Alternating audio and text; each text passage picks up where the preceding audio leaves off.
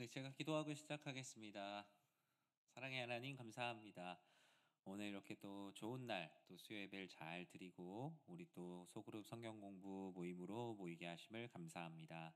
하나님 이 시간 우리들 가운데 함께 하시고 은혜를 주사 아버지 말씀을 우리들에게 가르쳐 주시고 또 말씀을 어떻게 나눌지 지혜와 능력 또한 우리들에게 허락하여 주시옵소서. 예수님의 이름으로 기도드립니다. 아멘. 한 주 잘 보내셨나요? 네, 이제 벌써 11월도 이번 주 주일이면 이제 벌써 셋째 주, 다음 주는 마지막 주, 그리고 이제 방학도 얼마 안 남았는데 이번 구역을 좀 잘 마무리하셨으면 좋겠어요. 지난주 주보 그 안에 삽지 들어가 있는 걸 또 알지만 내년에 교회 구역에 되게 많은 구조적인 변화들이 있어요. 그래서 지금 있는 구역들의 매조지를 좀 이렇게 잘 해야 됩니다. 네, 그래서 그 다음으로 출발할 수 있도록 좀 힘을 내주셨으면 좋겠고 이번 주에 추수감사주일이에요. 그래서 저는 구역장님들에게 뭔가 예배 현장 예배에 나올 수 없는 분들은 상관없지만 뭔가 현장에 나와야 되는데 특별한 계기를 찾지 못하는 분들에게 이 추수감사 주일을 시작으로 이렇게 좀 나올 수 있도록 그런 계기를 좀 많이 마련해 주셨으면 좋겠어요. 뭐 이것은 지금 여기 계시는 구역장 권찰님들뿐만 아니라 우리가 추수감사 주일 예배부터 시작해서 다시 좀 현장에서 신앙생활을 해보자. 구역 식구들에게도 일종의 총동원 주일처럼 그날 한 주 모이고 흩어지는 게 아니라 이제 계속적으로 현장에서 예배를 드릴 수 있도록 좀 우리 구역장님들께서 이렇게 좀 계기를 많이 마련해 주시면 좋겠다라는 생각을 합니다. 내일 또 수험생을 위한 특별히 기도회가 있죠. 우리 구역장님들 내 주변에는 뭐 수험생이 이제 없어서 그런 마음보다 교회에 잠깐이라도 오실 수 있는 분들은 또 오셔서 아니면 각자의 처소에서 우리 교회 수험생들을 위해서 또 이 나라의 많은 이 어려운 시간들이 잘 지낼 수 있도록 특별히 기도해 주셨으면 좋겠습니다. 오늘은 사사기 16장 1절과 2절 그리고 20절에서 30절 말씀 가지고 눈길 가는 것을 따른 결과라는 제목의 또 성경 공부 교재를 함께 나누고자 합니다. 보면은 지금 저 골프 선수가 한 가지 무언가를 이렇게 보고 있어요. 근데 저 앞에 보면은 특별히 눈을 되게 주목하고 있죠. 아주 유명한 이 세리오라는 골프 선수는 아주 중요한 퍼팅을 앞두고는 눈으로 많이 보아두었다가 집중을 하기 위해서 눈을 감고 퍼팅을 한대요. 네, 저는 골프를 안 쳐서 잘 모르는데 눈을 감고 이 퍼터로 쳐서 넣을 수가 있나요?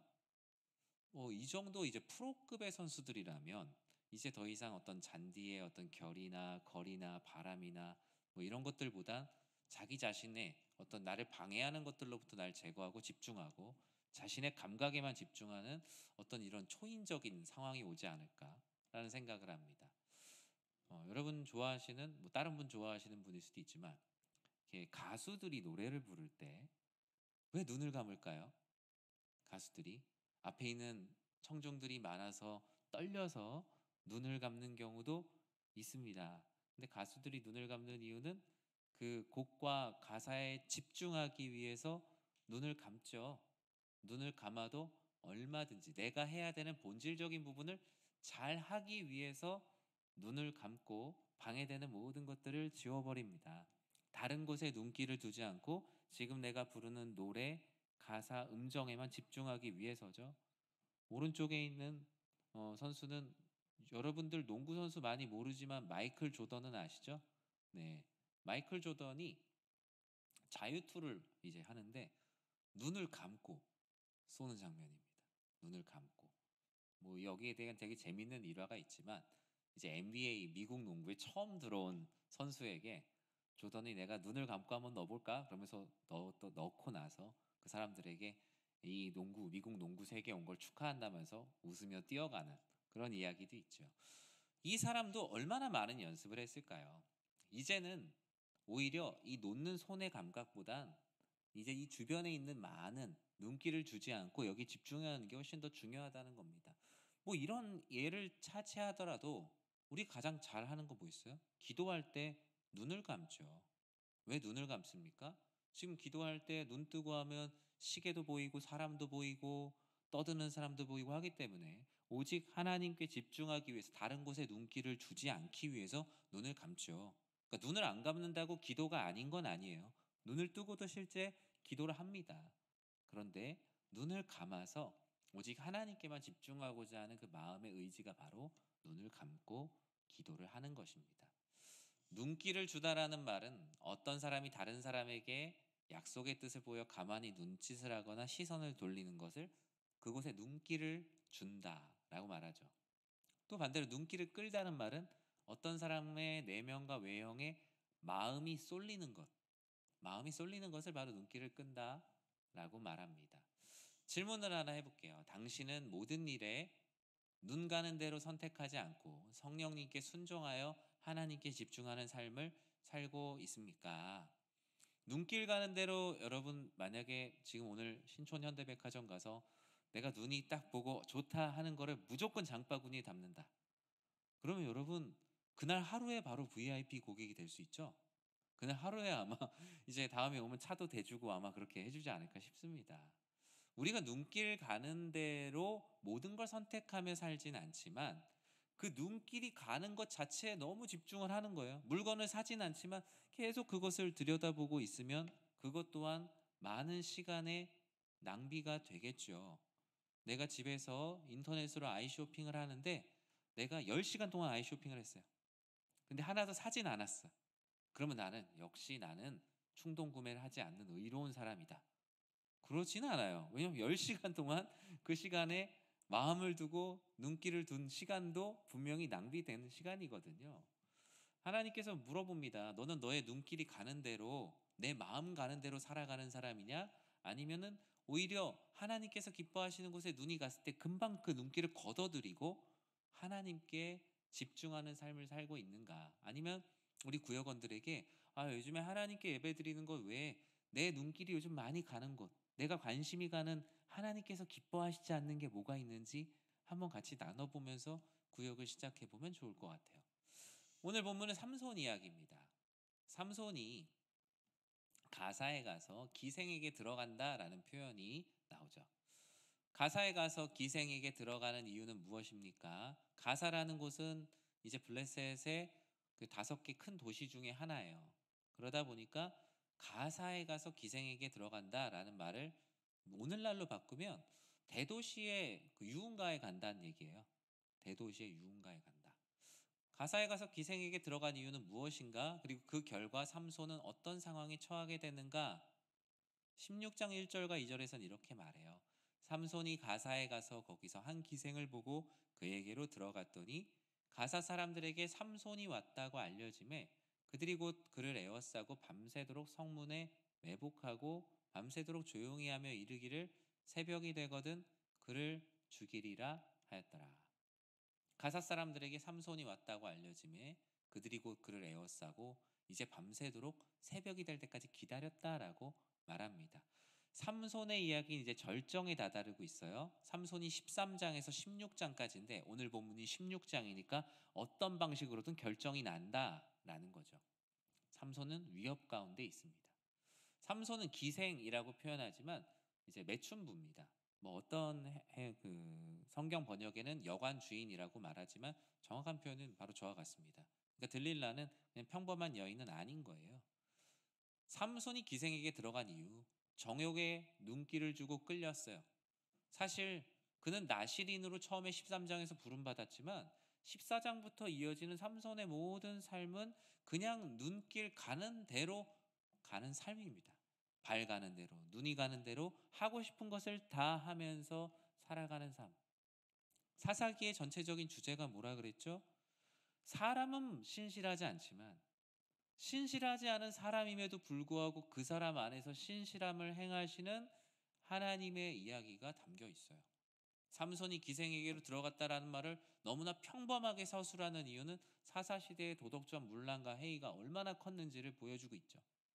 들릴라에게 들어간 결과 삼손이 가사에 온 소식이 다 알려집니다. 그리고 2절 말씀처럼 주변에 이제 삼손을 죽이려고 하는 사람들이 포위하고 있어요. 여느 때 같았다면 낙이 턱뼈로 다 물리치든 여우 꼬리에다가 횃불을 달아서 던지든 어떤 방식으로든 다 물리쳤을 텐데 하나님은 이제 그의 신실하지 않음을 이 순간에 이제 사용하지 않으려고 하세요. 상황이 바뀌었어요. 내가 힘을 내야겠다는 의지는 같았지만 하나님의 의지가 달라졌는데 결과가 달라집니다. 삼손이 여인들로 인해 반복적인 위기를 그동안 맞이했었잖아요. 이전에도.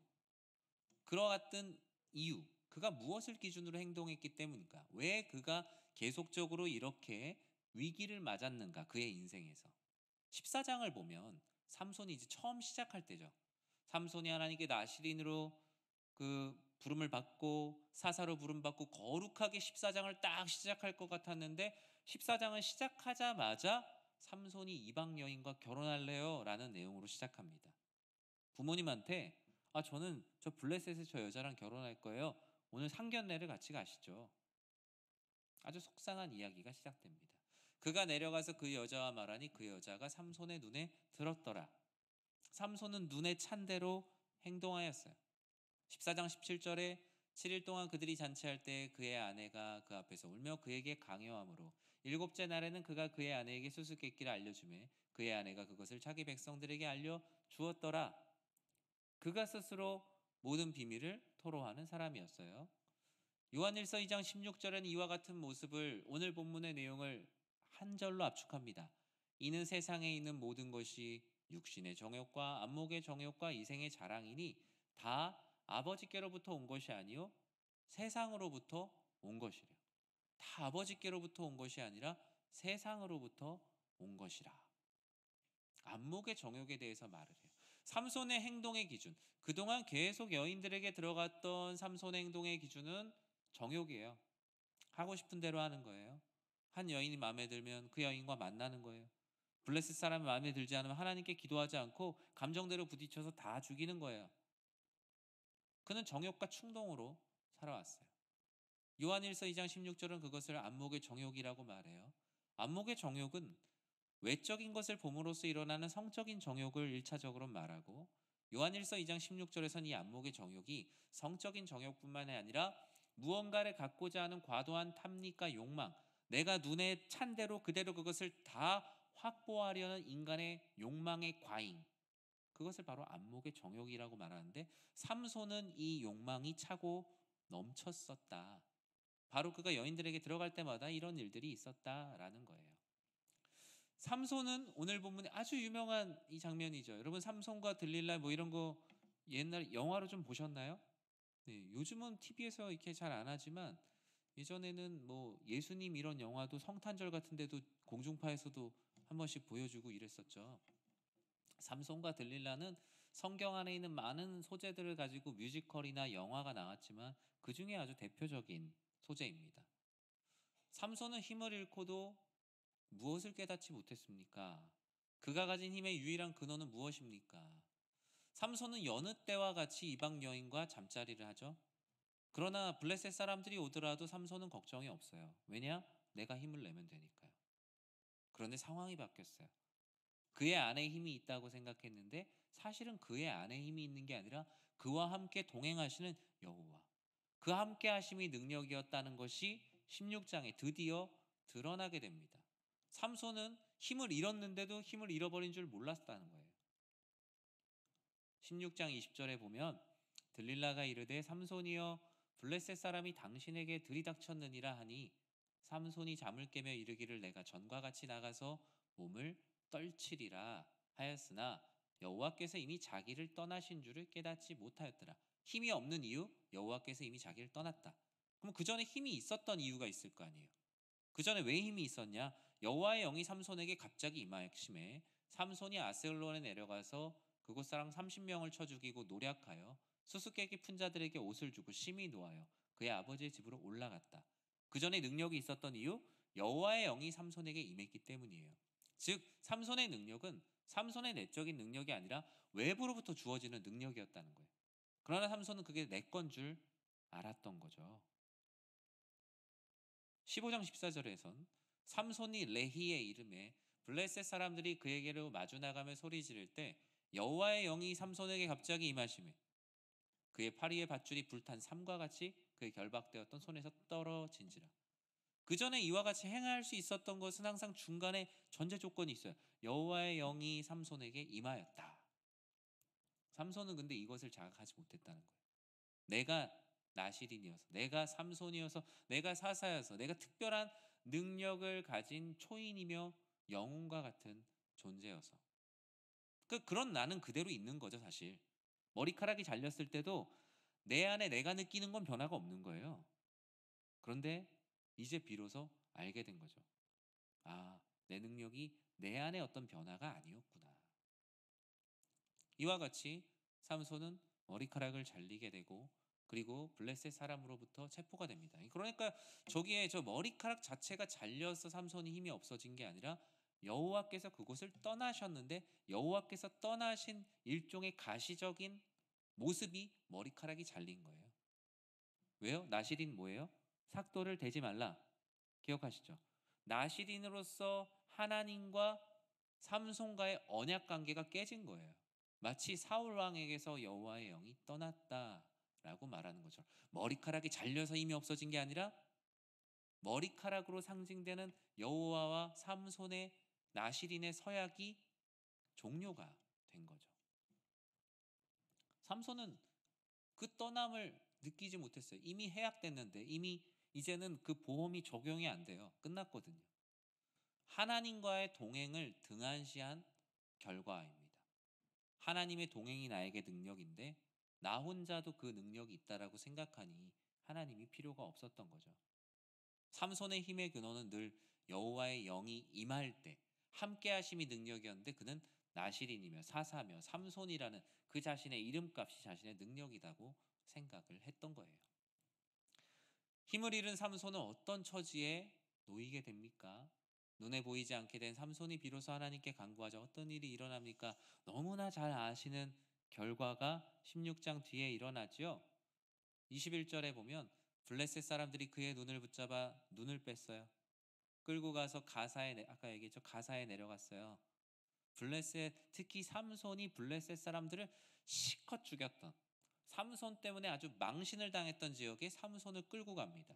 그러니까 그쪽에서 삼손을 향해 이를 갈던 사람들은 얼마나 신이 났겠습니까? 가사에 내려가서 그냥 줄이 아니에요. 놋줄로 매고 그에게 옥에서 맷돌을 돌리게 하였더라. 눈을 왜 뽑았습니까?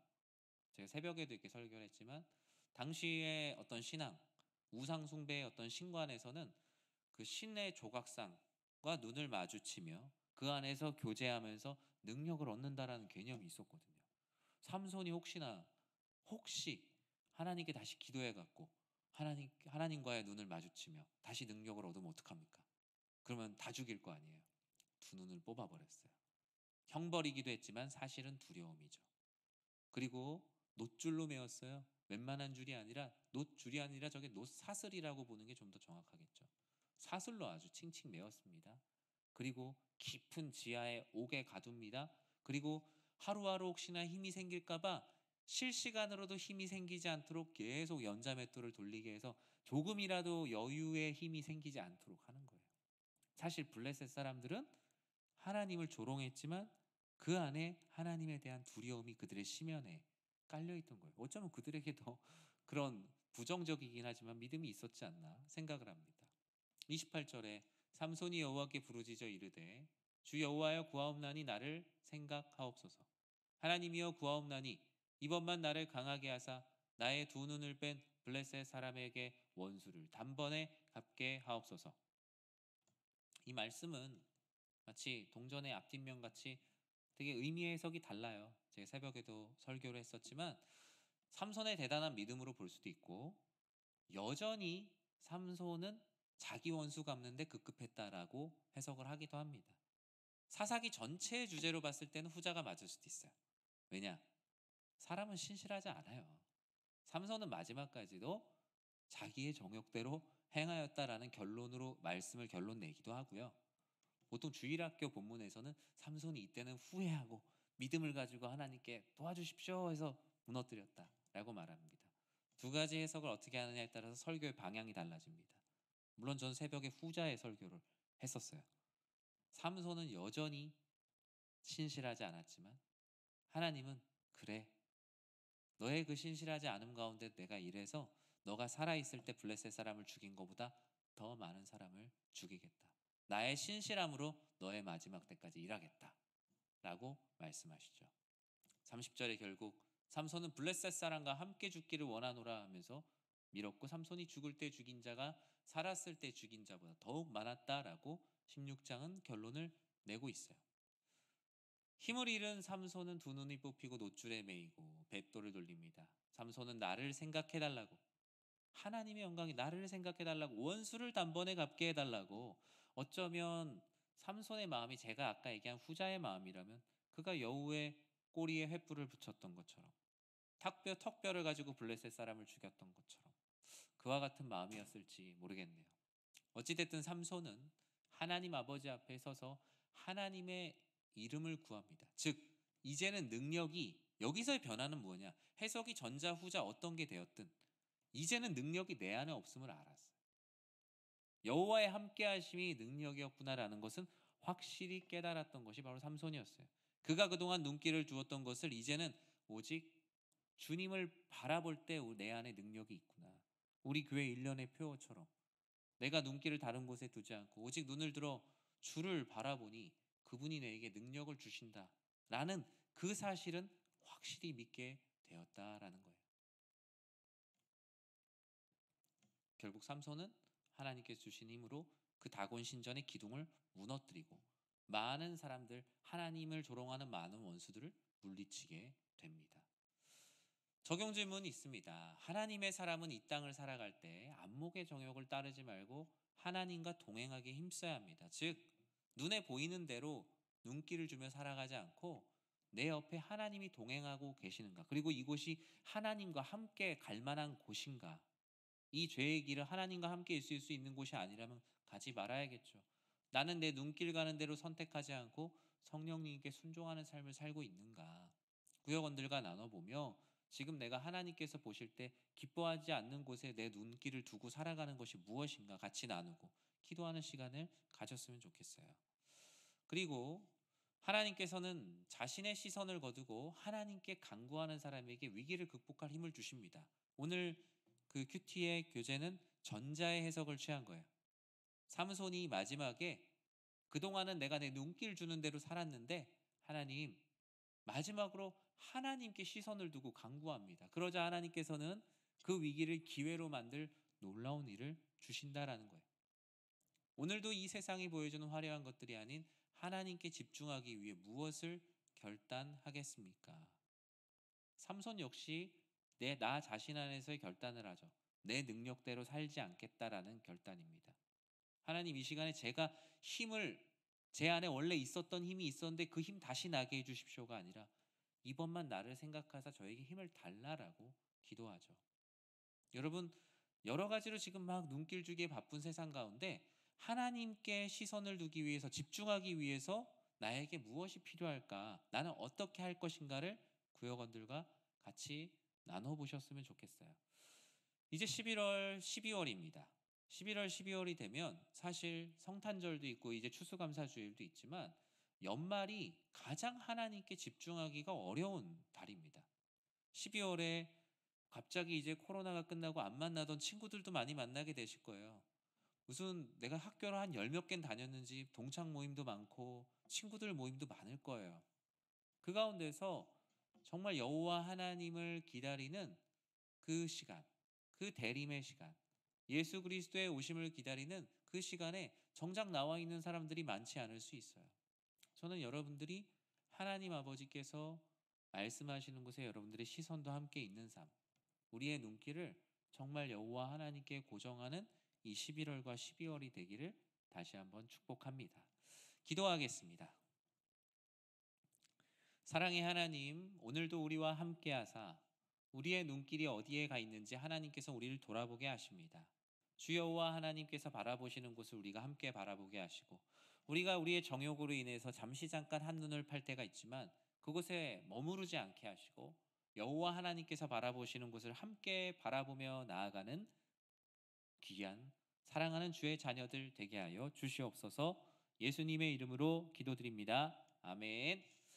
평안한 수요일 오후 되시기 바랍니다. 안녕히 돌아가십시오.